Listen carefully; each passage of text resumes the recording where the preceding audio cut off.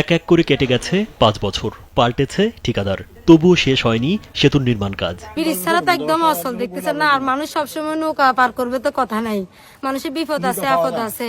দিনে নৌকা চললেও সন্ধ্যা নামতেই নদী পারাপারে ভোগান্তি পোহাতে হয় নদীর দুই পাড়ের বাসিন্দাদের। পরে মাঝির বাড়িতে গিয়ে হাতে পায়ে ধরে অতিরিক্ত ভাড়া দেওয়ার শর্তে ডেকে আনতে হয় অসুস্থ রোগী পারাপারে।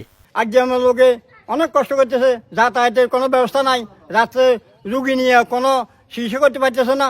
স্কুল কলেজে যাতায়াত করা শিক্ষার্থীদের গুনতে হচ্ছে অতিরিক্ত নৌকা ভাড়া। প্রতিদিন ভাড়ার টাকা জোগাতে না পেরে অনেক শিক্ষার্থী বন্ধ করেছে বিদ্যালয়ে আসা যাওয়া।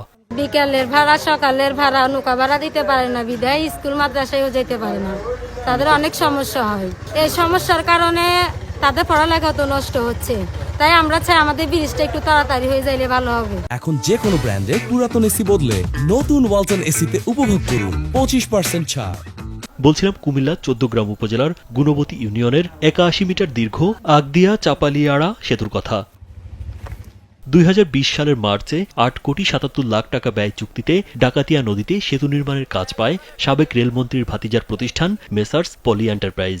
2023 সালের এপ্রিলে নির্মাণ কাজ শেষ করার নির্ধারিত সময়ে মাত্র 20% কাজ করে ঠিকাদার কাজ বন্ধ রাখলে পরে এলজিইডি চুক্তিটি বাতিল করে। 6 মাসের ভিতরে কমপ্লিট হয়ে গেছে, তাহলে আগদির ব্রিজে কি সমস্যা এটা হয়েছে? আজ 7টা বছর কেন দীর্ঘই এতদিন করতেছে, নৌকা দিয়ে যাতায়াত করতেছে, মানুষের ভোগান্তি বেশি। এরপর 2024 সালের নভেম্বরে 7 কোটি 66 লাখ টাকায় নতুন দরপত্র চুক্তিতে কাজ পায় মেসার্স আমিন ইন্টারন্যাশনাল। কিন্তু নতুন ঠিকাদারও গেল 9 মাসে করতে পারেনি উল্লেখযোগ্য অগ্রগতি। এজন্য অবশ্য বৃষ্টির মৌসুমকে দুষছেন ঠিকাদার মোহাম্মদ আমিন।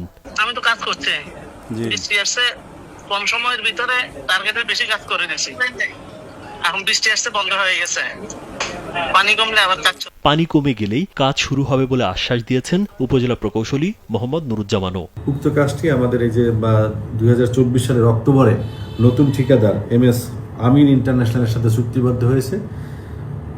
আমিন ইন্টারন্যাশনাল চুক্তিবদ্ধ হওয়ার পরে ইতিমধ্যে অলরেডি অ্যাবাটমেন্ট এবং পাইল ক্যাপের বেশ কিছু কাজ সম্পন্ন করেছেন। শুধুমাত্র একটি পয়েন্টে অর্থাৎ পূর্ব পয়েন্টে আমাদের অ্যাবাটমেন্টের ক্যাপটি করতে পারেননি। ইতিমধ্যে পানি চলে এসছে, বন্যা উজানের পানি এখন বর্তমানে আমাদের যে ঢালাই লেভেল থেকে উপরে প্রায় 15-20 ফিট পর্যন্ত পানি ওখানে জমে আছে, যার জন্য কাজটি করা যাচ্ছে না। পানি একটু কমে গেলেই ঠিকাদারের সাথে কথা হয়েছে, উনি কাজটি করে দিবেন ইনশাল্লাহ। রাজীব বিশ্বাস, কালবেলা।